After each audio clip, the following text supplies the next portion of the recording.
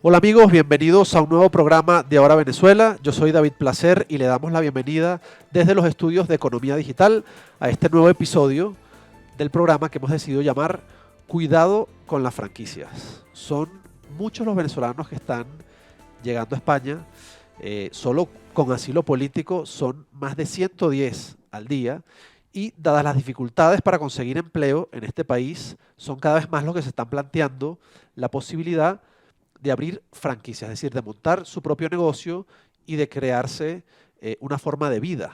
Sobre todo aquellos que emigran con más de 40 años son los que ven digamos, con mayor interés la posibilidad de montar una franquicia.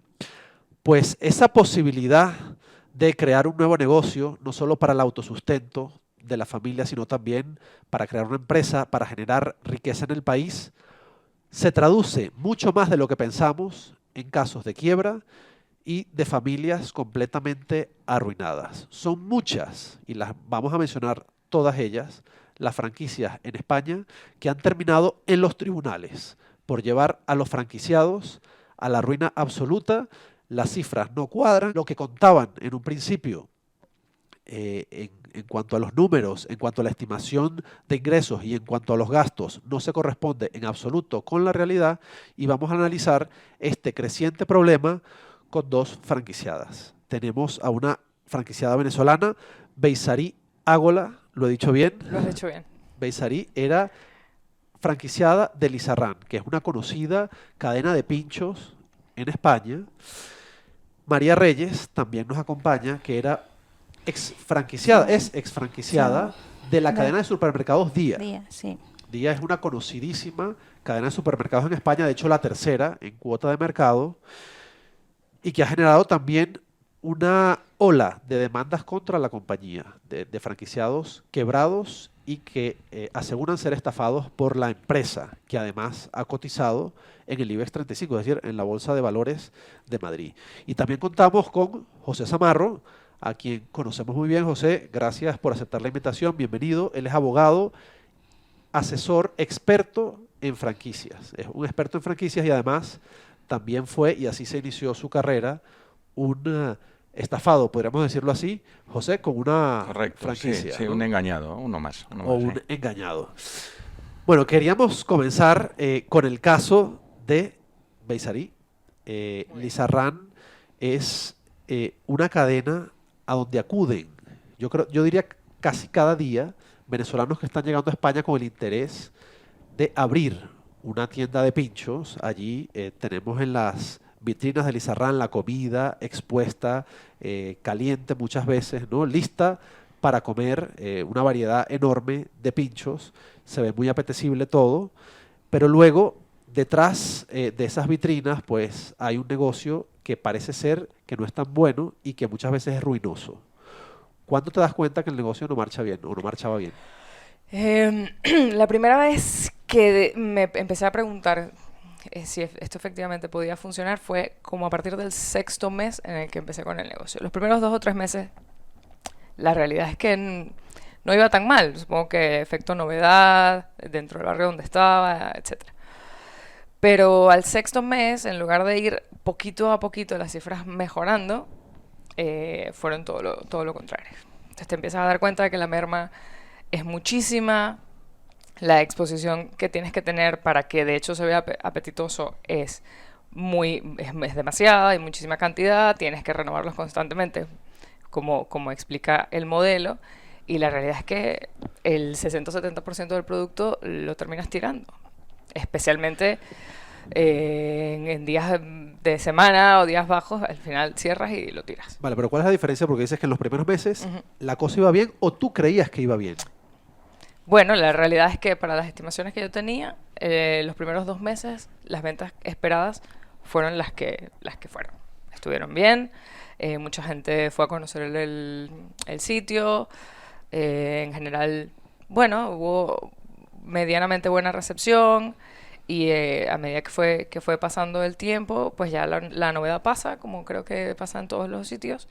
Y esto es un modelo de negocios que si no tienes el local a tope absoluto, todas las horas de venta, es imposible. Entonces las cifras no dan, ¿no? No, Es no. necesario que estés muy llena y con una rotación de género constante. Sí, correcto. Eso no ocurrió No. y tú te enteras también que hay otros franquiciados, es decir, eh, tú te preguntas, ¿no? ¿Soy Claro, yo, entiendo, el claro. problema o esto le pasa a más gente? Claro, claro, esto. Hubo como dos fases. La primera fase es, pues, pedir auxilio a la franquicia, que en ese momento entendía para eso estaban. Y la segunda fase es preguntarme si efectivamente esto tiene que ver conmigo. Desde la franquicia, la respuesta era, el problema eres tú. El problema eres tú, tus empleados, la manera en la que estás funcionando, no estás trabajando suficiente, etcétera, etcétera, etcétera. Y luego desde otro, en cuanto empiezas a comparar, te das cuenta de que no necesariamente el problema es quien lo lleva, el franquiciado. En todas las recomendaciones que me hizo la franquicia yo las seguí, que incluso cambié personal, gente con la que además yo estaba sumamente satisfecha por recomendación de ellos. Los cambié, cambié horarios, yo trabajaba 18 horas al día, estuve todo el tiempo en mi negocio y nada, al final es que da igual. Los costos son muy altos en comparación con el margen que se puede sacar. Bueno, no sabemos si el caso de Beisarí es único. José, tú que eres experto franquiciado, supongo que este relato lo has escuchado mucho, Cientos de veces. cientos de veces. Cientos de veces. Te quería preguntar, ¿cuáles son las marcas, según tu criterio además, me habías dicho, cada vez son más venezolanos los que llegan a mi consulta, ¿no? Y supongo que cada vez son más marcas, ¿no? Es decir, más empresas. Es decir, no es solo Lizarrán, no estamos hablando de una o dos empresas, estamos hablando de varias empresas que tienen graves problemas reiterados por sus franquiciados. Porque, bueno, puede haber alguna franquicia que vaya mal, pero cuando van muchos franquiciados mal, es cuando nos planteamos si el modelo de negocio es viable o no. ¿Cuáles son esas marcas, digamos, que dan más problemas? Bueno, las marcas, la que está comentando Beisarí es clásica, es una marca que tiene una expansión muy importante. Bueno, ella misma ha tenido que sufrir la competencia de un centro muy próximo al suyo, también de la misma marca, de un punto de venta. Entonces, en general, las marcas que han tenido una política de expansión desmesurada, los franquiciados sufren estos problemas. La cuota de mercado es la que es y entonces, bueno, pues digamos que el pastel no llega para todo el mundo, ¿no? Bueno, pues podemos hablar de Lizarrán, podemos hablar de marcas como 100 Montaditos, podemos hablar de todas estas, ¿no? Es decir, casi siempre cadenas de comida rápida, puede ser. Bueno, es que realmente en hostelería se ceba el problema de manera mayor que en otros gremios, ¿no? Bueno, son bares o tipo bares, porque realmente son tipo bares, pero sí, en general la comida rápida sufre este problema, sí. ¿Desde cuándo comienzas a notar que la comunidad venezolana acude a ti con mayor asiduidad? Es decir, ¿desde cuándo comienzas a ver que es, después de los españoles, creo, la primera comunidad afectada por las franquicias que no son una maravilla y terminan siendo un negocio, un fraude? Bueno, los 4 o 5 últimos años yo no he notado que haya decaído en ningún momento. Es decir, yo prácticamente todas las semanas o casi cada 15 días recibo algún venezolano afectado. Yo no sé exactamente si es que cuando ya vienen, bueno, pues tienen amigos, familiares, etcétera, y les comentan que tienen esta posibilidad de negocio y muchos de ellos entran en la franquicia, en el mundo de la franquicia. Entonces, no ha habido una bajada. Desde siempre, desde que yo atiendo directamente a los franquiciados, ha habido gente de nacionalidad venezolana afectados, de siempre. No solo hay venezolanos, también hay afectados evidentemente de todas las nacionalidades, principalmente españoles por supuesto, pero nosotros somos una comunidad muy inversora y además con recursos que llegamos aquí, o muchos de los venezolanos que llegan con recursos procedentes de Venezuela, bueno, o pequeños empresarios, o pequeños comerciantes, o profesionales, buscan la franquicia una vía. Hoy creo que es la primera vez en Ahora Venezuela que no tenemos un venezolano. María, tú eres ecuatoriana. Sí, soy de Ecuador. Y tú decidiste hacer, tú misma pediste en día, Sí, nos estabas comentando, entrar a pediste franquicia. entrar en una franquicia. tú veías que el negocio de la tienda, es decir, tú obtuviste en modo de franquicia una tienda para la que ya trabajaras. Sí, Tú para eras la cajera, que- eras empleada sí. multifuncional en día y veías que la tienda iba bien, el negocio iba Sí, bien. iba bien, sí. Es lo que ella dice, mientras más vendes, menos ganas. Entonces, tú ves una salida no solo para ti, sino para tu familia, porque los vistos somos extranjeros y venimos por salir adelante, no solo nosotros, sino también por salir la economía de ustedes y todo. Pero según yo vendía, entre más vendía, menos ganaba. Más invertía, perdía. Me Entonces, gustaría hacer aquí un inciso. David, tú has dicho, te parecía que el negocio iba bien. Bueno, ¿qué es que el negocio vaya bien? Tú lo que veías era público, ¿no? sí, Gente comprando. sí, gente Pero tú no comprando. sabías las tripas del negocio, tú no habías visto un balance, una cuenta de No. explotación de ese negocio. No, porque al momento de coger una franquicia no te dan un balance. Claro, claro. No. Entonces tú lo único eran Claro, signos aparentemente externos. iba bien. Signos externos, dices, bueno, pues hay gente, bien, van allí a comprar, pero claro, tú no sabes más. Seguramente en el local de Beisari, pues había público. Claro, sí, es que llenar un bar o llenar un establecimiento es muy fácil. Pones unos precios muy competitivos y es muy probable que tengas afluencia de público. Claro, cuestión distinta es si al final de mes a ti te da la rentabilidad suficiente para pagar el arrendamiento, para pagar los empleados, para pagar los costes de producto, etcétera, etcétera. Claro, tú en apariencia, tú como trabajadora, veías que el negocio marchaba bien. Sí, marchaba bien. Porque había una cantidad de clientes que compraban de forma Sí, asidua. empiezas a ver como ya no perteneces tú. En esta parte a mí me dieron a escoger mis trabajadores. Yo escogí, entonces, esto es tuyo. Entonces tú, entre más es tuyo, es mejor. Entonces yo siempre pedía a mis trabajadores educación, respeto. Es una tienda de barrio donde va muchas personas mayores. Entonces ellos ayudaban a llevar a la compra. Entonces la gente percibe eso y va más a tu tienda, porque ven esa amabilidad, que los atiendes bien, pero... Tú comentabas que tú cogiste esa tienda, es decir, comenzaste con esa tienda y las ventas fueron aumentando. Sí, aumentando. Tú veías que iban aumentando. Sí. Es decir, veías un Se buen ve resultado, porque en cada teoría. cierre de día tú haces un balance y te da lo que tú has vendido en el día. Entonces ves la diferencia entre ser franquicia a ser propia. Entonces yo veía que yo vendía más, pero entre más vendía, más gastos salían.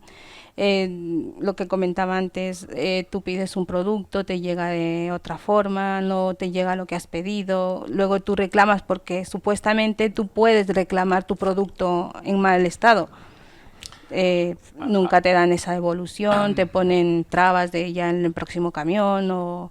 Yo he escuchado, lo comentábamos antes mientras charlábamos, la fruta y la verdura, creo que era, que nunca coincidía lo que venía en los albaranes. Esto a mí me lo han relatado franquiciados de día, no uno, ni dos, ni tres, sino muchos.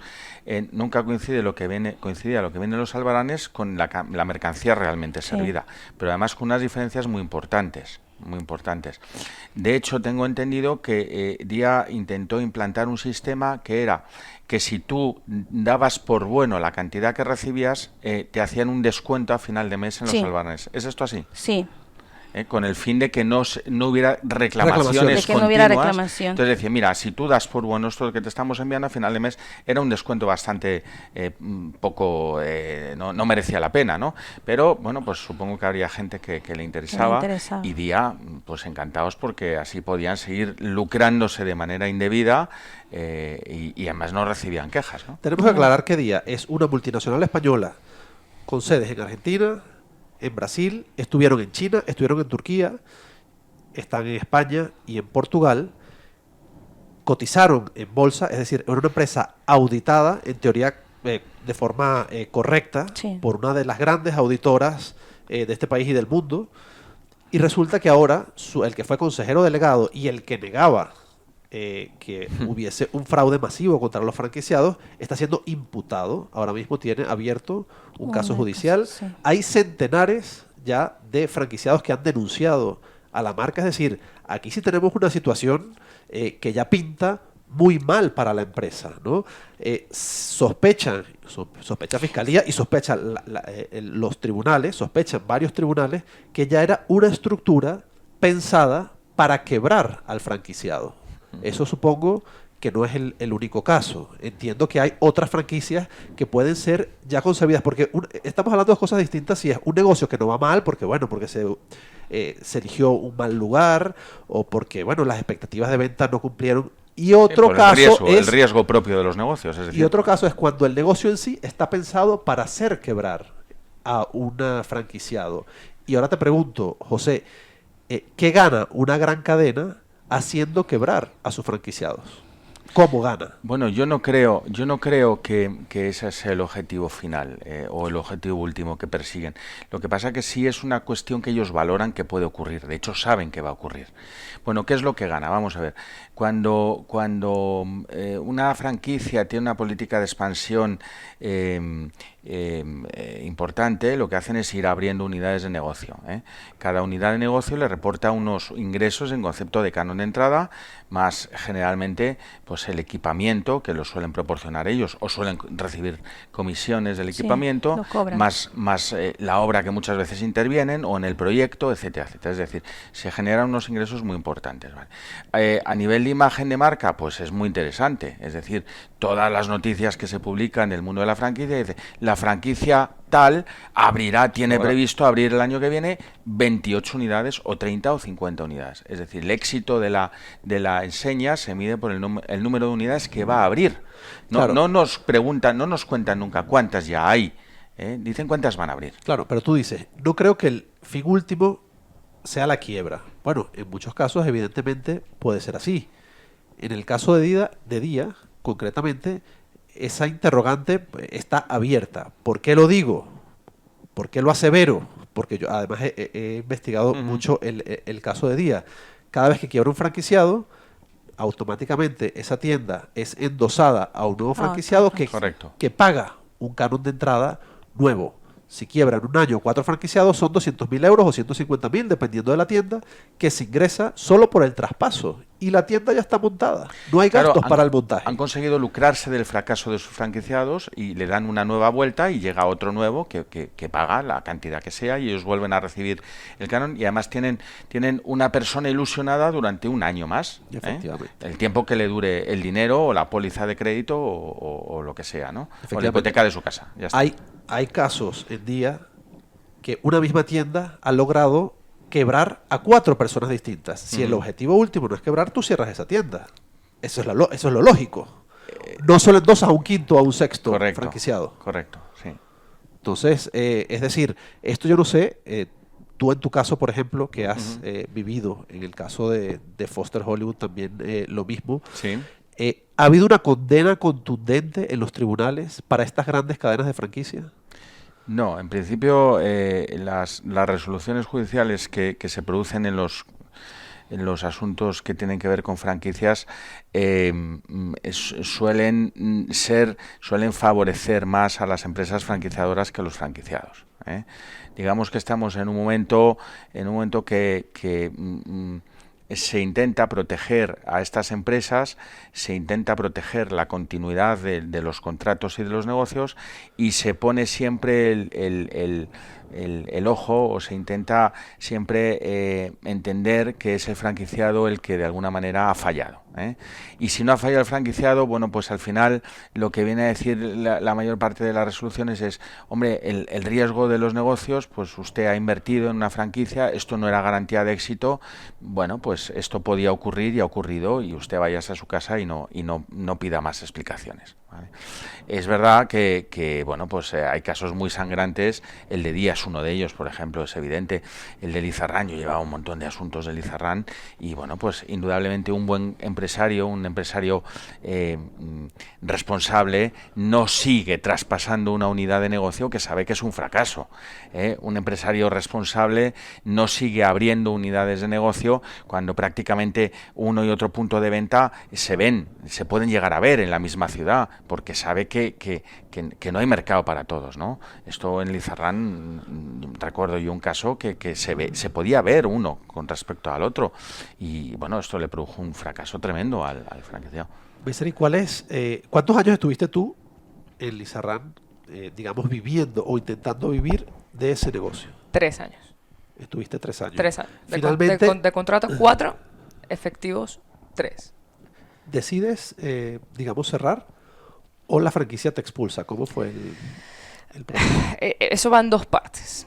Yo decido cerrar la primera vez después de 2 años, habiendo llegado ya a un extremo en el que yo sentía que no iba a poder o sea, esto ya iba a afectar mi futuro de aquí a 30 años, y yo decidí cerrar. Y en ese momento la franquicia ofrece una cosa que ellos llaman sesión de explotación, en la que ellos deciden hacerse cargo de todos los gastos del local durante un tiempo determinado, en este caso era 6 meses, con la intención de levantar las ventas del local y poder traspasarlo a alguien, a un nuevo franquiciado.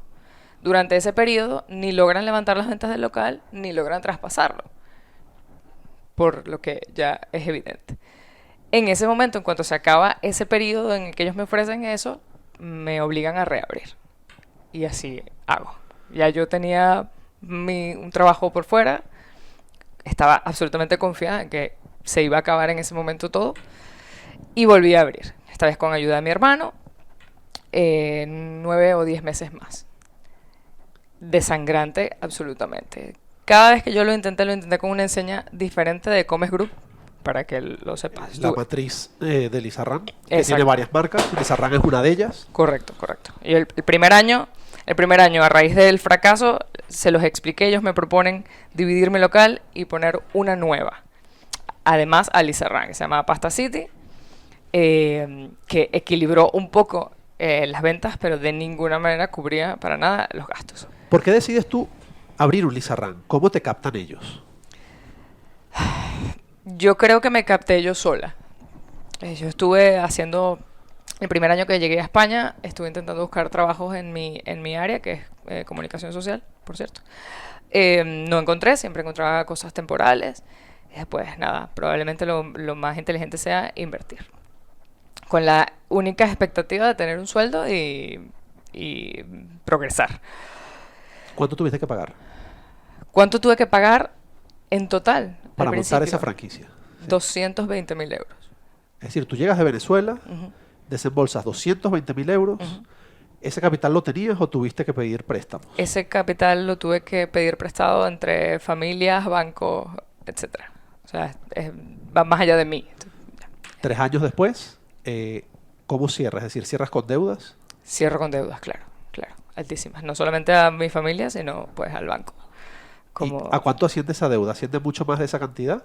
Asciende... Sí, bueno, entre bancos y tal, pues serán unos 30.000, y a mi familia todo lo demás. O sea, ya luego la deuda siguió desmejorando, y en total me he gastado unos 350.000 o 400.000 euros tratando de sacar el negocio adelante. Claro, entonces tú no puedes hacer frente, digamos, a los pagos De ninguna manera. a la empresa franquiciadora, es Ujú. decir, a Lizarrán, Ujú. y ellos finalmente deciden demandarte. No deciden demandar. Yo finalmente decido cerrar, antes de... suplicando por favor que me liberaran del contrato, porque como ya bien dijo José, los contratos de franquicia están absolutamente inclinados a favorecer al franquiciador. Yo lo único que quería era cerrar, no perder más dinero, ya me daba absolutamente igual. Ellos intentaron traspasar por 6 o 7 meses más y no lo lograron. A final de todo esto, el dueño del local me exige que les devuelva su local, porque ellos querrán rentabilizarlo eventualmente. Me veo obligado a entregarles el local y a firmar la resolución del contrato de alquiler, con la consecuente resolución inmediata por parte de Comes Group de nuestro contrato de franquicia. En este momento la situación es, estoy esperando que me demanden, que ¿no ha sospecho ocurrido? que lo harán. No ha ocurrido, pero o sea, hay amenazas que, bueno. Como el caso de Visarí, hay muchos venezolanos que están siendo afectados por las franquicias, pero también una gran franquiciadora, una venezolana, presidió la cadena Día, precisamente la cadena que ha afectado a María. Vamos a escuchar a Ana María Llopis cómo vendía el modelo de franquicia exitoso de Día. Gracias al excelente trabajo de nuestros más de 45.000 empleados y a los más de 3.500 franquiciados en todo el mundo que han decidido emprender con nosotros, Día es hoy uno de los actores principales del sector de la distribución internacional. Bueno, uno de los factores principales, ¿no?, del éxito de Día, y no estaba mintiendo, porque Día año a año aumentaba su venta Sí. a costa de los franquiciados Los tal como franquiciados, sospechan ustedes. ¿Cuánto dinero, María, tuviste que poner tú? Yo, ¿Fue una cantidad tan grande como la de no, yo Beisari? abrí, la tienda es muy pequeña, es tienda de barrio. Ella abrí con 50.000 euros. Esa, yo invertí mi finiquito porque trabajé en día 10 años, metí mi finiquito, ¿Cuánto te pagaron? 20.000. Vale, tuviste que poner solo 30.000. Sí, pero eso, no, esos 30.000, esos 20.000 que a mí me dieron es un aval bancario que tengo que meter al banco para que ellos me puedan dar sus 50.000 de llenado de tienda que llamamos. Entonces, al firmar el contrato, nosotros pagamos letras cada mes, de los 50.000 letras cada mes. Entonces, yo las iba pagando. El contrato de la franquicia son 5 años, yo duré 3 años. Lo cual a mí, o sea, me suena muy raro porque ellos veían que yo en verdad son 50.000, pero yo quería sacar mi tienda y me fui endeudando en préstamos personales, metí a mi esposo, dinero por aquí, dinero por allá. Entonces yo entre más dinero invertía en la tienda, más perdía. Entonces yo pedí una explicación, pedí ayuda a ellos y ellos me cerraron la puerta. La idea de ellos era devolver, pero yo no quería devolver, la verdad, si soy sincera, dije no, yo me metí aquí y yo salgo. Intenté salir, pero ya no pude, era demasiado tarde hasta que yo decidí irme. Y cuando decides irte, ¿cuánto dinero debes? 50.000 euros, cuando había pagado 3 años. Mis cuentas, porque al tú devolver una tienda te hacen un inventario. El inventario yo lo tenía por 20.000, más lo que había pagado, yo tenía en mi cabeza que debía 20.000, que los cuales yo estaba decidida a pagar. Antes de yo decir esto, ellos, el que me ayudó a coger la franquicia, me dijo que él traería un papel para que yo firmara aceptando la deuda. Es cuando yo hice hacia atrás y empecé a investigar, porque no es culpa mía de haber ido a la franquicia mal. Empecé a investigar y fue cuando encontré a los franquiciados más de día, que empecé a investigar, a averiguar. ¿A cuántos has conocido? ¿Franquiciados afectados por día, presuntamente estafados, dicen ustedes? Somos ¿A cuántos muchísimos. Somos muchísimos. Hemos ido a hacer manifestaciones, pero siempre nos han cerrado las puertas. Un programa, no sé si lo puedo decir, nos ofreció abrir el programa de Ana Rosa, nos ofreció ayudarnos. Luego se hizo para atrás, no nos ayudaron, entonces yo me ayudarlos era publicar los casos. Estábamos ya que pensábamos que íbamos a salir a la luz, pero siempre hay algo que nos empuja, nos impide. Por eso es que hoy yo decía, a ver si por fin saco a la luz esto, algo por lo menos, porque sé que no. A mí no me demanda a Día, fui yo la que demandó a Día. Detrás mío tengo muchos más que han demandado a Día.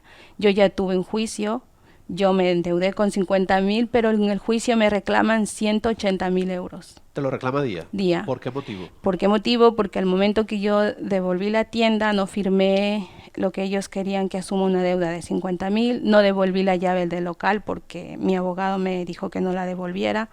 Entonces, al tener la tienda cerrada, ellos sacan una cantidad de lo que venden cada día para que yo se los devuelva.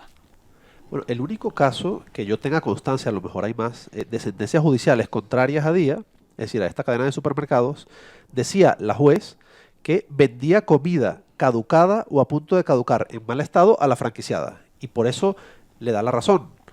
Pero en la indemnización, que es lo importante, supongo que en sus casos, es decir, en el dinero, pues hay que contratar, supongo, servicios de auditoría, y muchos de ustedes pues están en la situación que están sí. Completamente arruinados y no pueden encargar ningún servicio de auditoría. En el momento que yo cerré la tienda, contraté un abogado, que lo poco que me quedaba se lo di a él. Ahora mismo estoy a manos de mi abogado, que es del grupo de los franquiciados. He tenido un juicio, me ha dicho que no me ha llegado todavía la sentencia. Si me llega la sentencia, no sé de dónde voy a pagar 180.000 euros, la verdad, porque a mí me han dejado arruinada. He conseguido hace muy poquito un trabajo que gano 400 euros, debía al banco, a mi esposo le han embargado la deuda, entonces Día me ha arruinado. Yo, menos mal, no tengo casa para que me la quiten, porque yo he oído muchos franquiciados que se los quitan a sus casas, sus hipotecas, entonces No lo sé, estoy en espera de lo que me digan, pero no sé de dónde voy a pagar. No estoy joven aún, ya tengo una edad de que tengo el espíritu de querer salir adelante, pero ¿de dónde voy a pagar 180.000? Me han arruinado, nos han arruinado, no es solo a mí, es ella, es otro, somos muchos. Estas situaciones las veo yo Qué terrible. cada día en el despacho. ¿Escuchas esto? Sí.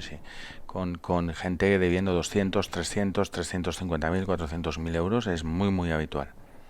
Muy habitual, debiendo renting o leasing a los bancos por ejemplo, en hostelería, pues las cocinas, las maquinarias y tal se suelen comprar con leasing, pólizas de crédito vencidas, debiendo a familiares, con los pisos hipotecados, es muy habitual.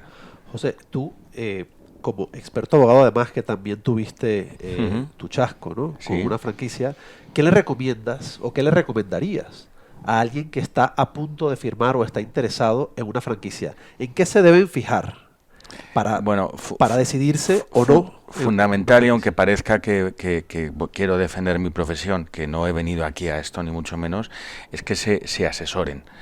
Yo siempre que recibo a alguien dice, es que firmamos esto sin saber lo que firmábamos.